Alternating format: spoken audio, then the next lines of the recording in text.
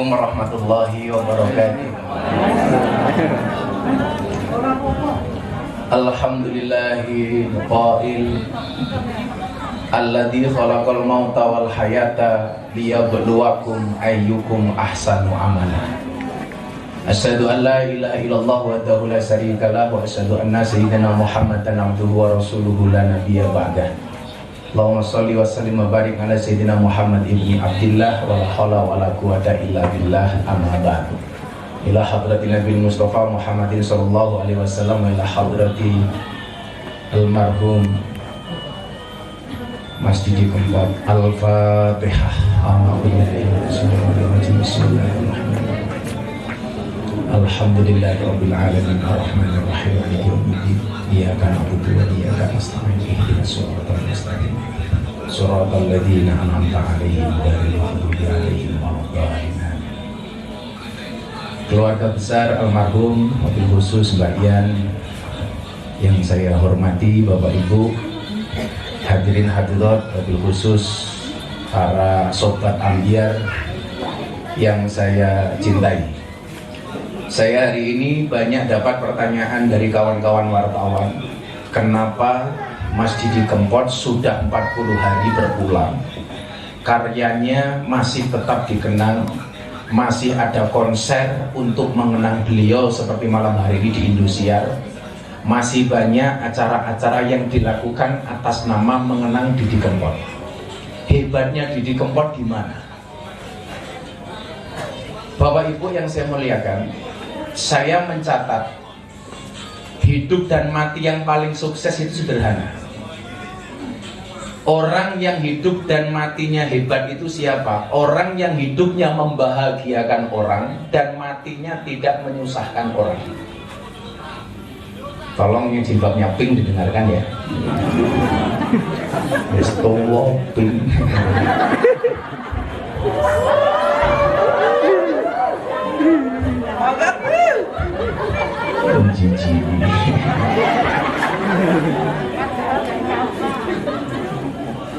Jadi orang yang hidupnya membahagiakan orang lain dan matinya tidak menyusahkan orang lain. Dan ini terjadi pada almarhum Didi Kempot. Hidupnya membahagiakan jutaan orang dan meninggalnya nggak membuat susah. Makanya ini tantangan bagi saya untuk Wawin Laura, lanang ora wedok ora. Kalau di Thailand namanya Lady Boy, wajahnya Lady, kakinya Boy. Ini tantangan bagi kita semuanya. Saya masih ingat betul ketika saya chatting WA dengan Mbak Yan, Mbak, tolong ceritakan berpulangnya almarhum gimana sih? Karena nggak ada sakit apapun, setahu saya. Walaupun beberapa kali manggung saya sebenarnya curiga karena nafas beliau yang terengah-engah. Ketika ketemu dengan saya di Ponorogo waktu itu, beliau istirahat, saya lihat kok ngos-ngosan. Ketika ketemu terakhir di Kendal sebulan setengah sebelum Ramadan, habis nyanyi, kemudian para mbak-mbak disuruh nyanyi, beliau istirahat sama saya yang banyak ngobrol itu, beliau ngos-ngosan. Saya tanya waktu itu, Mas, sampai saya terus serapok fokus biasa, sesak napas dikit-dikit karena kecapean. Dan saya begitu merinding ketika mendengarkan cerita Mbak Yan, bagaimana kemudian malam terakhir beliau mau berpulang, masih membangunkan anak istrinya untuk makan sahur. Kayak suaranya siapa?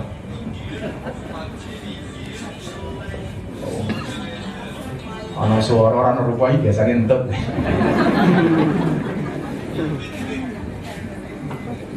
Maka saya sering ngomong dulu, salah satu guyonan saya dengan Mas Didi Kempot ketika di Jogja itu, Mas, sampean soal kiai ya, kenapa beliau suka dengan Gus Karim, pengen nyanyi dengan Habib Syekh?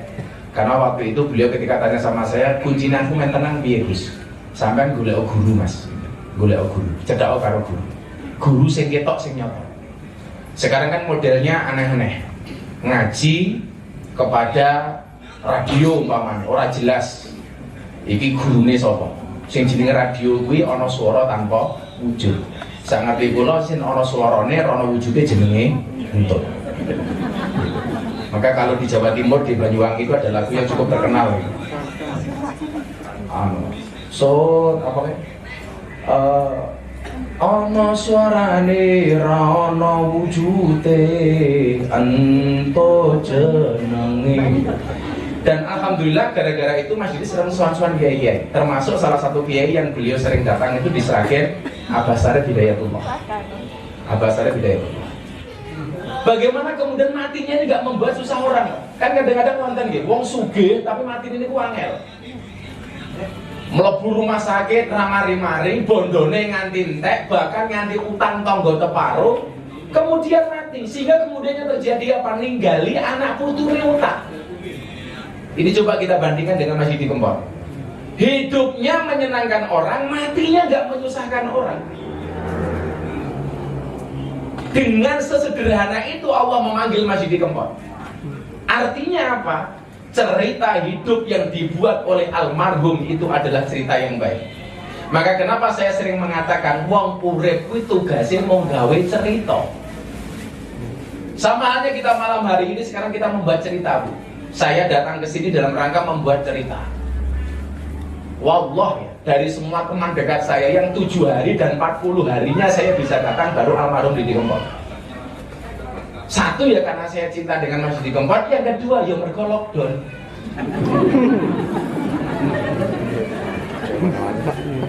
Makanya hati-hati ini, kalau sekarang pemerintah mengatakan ayo kita masuk new normal. New ini anyaran, normal lagi waras. Jadi waras anyaran. Jadi dipikir kemarin rakyat ini kentir barangkali. Maka tolong dicatat, new normal itu dihadirkan karena faktor ekonomi, bukan karena sudah aman dari pandemi. Makanya kenapa ibu-ibu harus bermasker ini. Walaupun saya nggak yakin Anda itu bermasker karena takut dengan corona atau karena merongos, saya juga nggak tahu.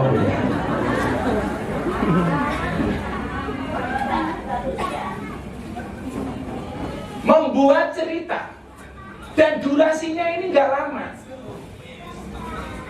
Durasi orang membuat cerita itu hanya antara gegem dan begar. Almarhum Didi Kempot dipanggil oleh Allah dari umur hari lahir sampai beliau meninggal hanya 53 tahun. Makanya kalau kemudian Ronggo Warsito urip mampir ngombe itu lumrah. Orang lahir itu, orang hidup itu disuruh membuat cerita Bapak Ibu, itu hanya antara gegem dan begar. Maksudnya apa? Bayi lahir tangan dalam keadaan gegem, orang mati semuanya mati dalam keadaan begar. Ibu-ibu yang biasa melahirkan nyuwun sewu, lah bayi lahir itu tangannya gegem apa mboten? Gegem. Kenapa bayi lahir tangannya gegem? Lah begar rusak dalane, Pak. Gegem. Obras mbahmu kok obras iki apa? Gegem. Maksudnya apa? Pengen menggenggam dunia seisinya. Semuanya pengen digenggam, Pak. Dunia pengen digenggam. Harta pengen digenggam. Tanah, mobil, sertifikat, deposito pengen digenggam. Kamera pengen digenggam. HP pengen digenggam. Tapi sekuat apapun kita menggenggam harta dunia, begitu orang mati tangannya begar, Pak. Saya biasa nunggoni orang mati, Pak. Orang mati tangannya mesti begar. Gak ada orang mati tangannya gegem, Bu. Kecuali petinju mati di ring. Pasti begar. Ini maksudnya apa? Cul. Semua yang kita bawa bakal dicul. Duit cul. Mobil cul. Sertifikat cul. Bojo ayu lemu kaya Mbak Yan cul. Santai aja Mbak Yan. Insyaallah kuat. Aku ndelok jenengan mesem kau wis seneng Mbak tenang. Susah lah ndelok jenengan merengut, susah nangis. Aku melu susah Mbak. Wis lemu nangis, wah jangan usah.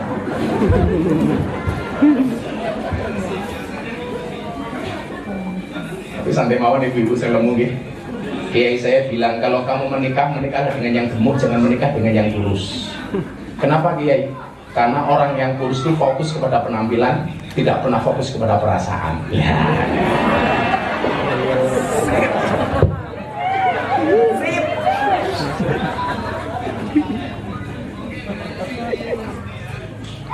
Lah Wawin ini tidak ada cewek kayak apa tapi nggak pernah jadian.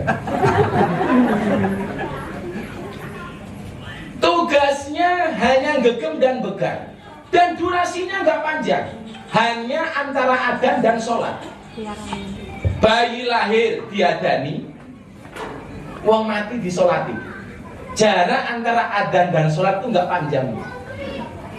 Dan apa yang kita banggakan? Bakal licul. Makanya salah satu syair yang dulu sebenarnya saya pernah rasa-rasa di pondok Mbak tolong mas, keempat ini bisa dibuat lagu jenengan sing ahli. Saya punya syiran. Yen wis mati bondo ra melu, bojo ayu wis ana sing nemu, wis ana sing nemu. Sing ning kubur rasane lara, anak bojo ra tau ndonga.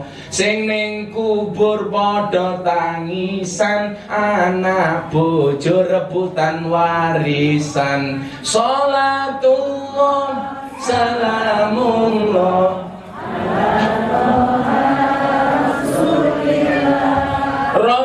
Rasulillah, salatullah salamullah ala yasin habibillah.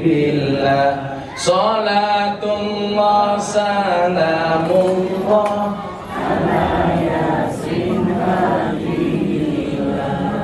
Makanya kemudian pertanyaannya, mergo wong urip niku mboten suwe, apa yang harus kita lakukan? Maka Al-Quran mengatakan alladzi khalaqal mauta wal hayata liyabluwakum ayyukum ahsanu amala. Gawe cerita sing apik. Maka kalau orang itu ceritanya baik, begitu dia mati Bu dikenang. Soekarno meninggal dengan meninggalkan cerita yang baik. Dikenang Bu. Jadi nama bandara Soekarno Hatta. Jadi nama gelora Bung Karno. Jadi nama jalan Soekarno. Dikenang. Gus Dur namanya baik, meninggal sampai hari ini masih dikenang. Makamnya nggak pernah berhenti dari orang berziarah. Kenapa? Meninggalkan sesuatu yang baik. Dikenang. Hari ini almarhum Didi Kempot dikenang. Bahkan wali kota bikin patung prasasti. Dikenang. Makanya kalau Wawin ini ceritanya baik, besok juga dikenangin. Kalau Bung Karno jadi nama gelora, jadi nama stadion, Wawin orangnya baik meninggal, kan minimal bisa jadi nama toilet, kan lumayan.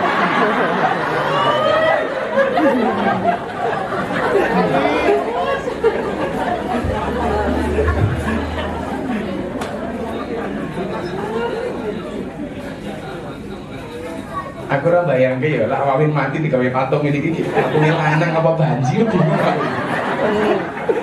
Gelungan iki sewakan satu. Ya Allah. Maka ketika ada wartawan tanya sama saya, kenapa kok Masjid Kempot begitu dikenang? Bapak Ibu rahimakumullah, saya mencatat begini. Ada 4 jalan supaya orang itu menjadi viral. Anda silakan pilih yang mana. Itu teman-teman artis atau siapapun yang pengen viral, itu caranya cuma ada 4 ini. Satu, melawan orang yang besar. Jadi hari ini kalau orang pengen cepat terkenal gampang, bikin YouTube, bikin video, ngonek-ngonek presiden, melawan pemerintah. Itu pasti cepat terkenal. Tapi nggak lama. Cepat ditangkap. Makanya di Indonesia itu sekarang yang lagi heboh kan 2. Jadi 1, gampang menghina orang, yang kedua adalah gampang minta maaf. Begitu demo bunuh Jokowi, tangkap, maaf saya khilaf, matamu. Ini kalau dia melawan orang besar, cepat terkenal, cepat viral, tapi cepat ketangkap. Jangan pernah dicoba. Yang kedua, membuat masalah besar. Contoh di Purworejo muncul kerajaan Kas, Keraton Asu Sejagat. Kondang Pak Bu, viral, betul Pak, tapi nggak lama. Siapa rajanya? Mantan bakul angkringan, jadi raja. Permausurinya nyewa. Belum selesai di Bandung muncul Bu, Sunda Emperan, muncul lagi. Ini orang membuat masalah besar, cepat terkenal. Kemudian Kemudian yang ketiga, menyelesaikan masalah besar. Kalau ada masalah besar Anda selesaikan, saya jamin Anda viral. Dan yang keempat, yang dilakukan oleh almarhum Didi Kempot, membuat sesuatu yang besar. Hari ini dalam rangkaian mengenang 40 hari wafatnya Bapak Didi Prasetyo.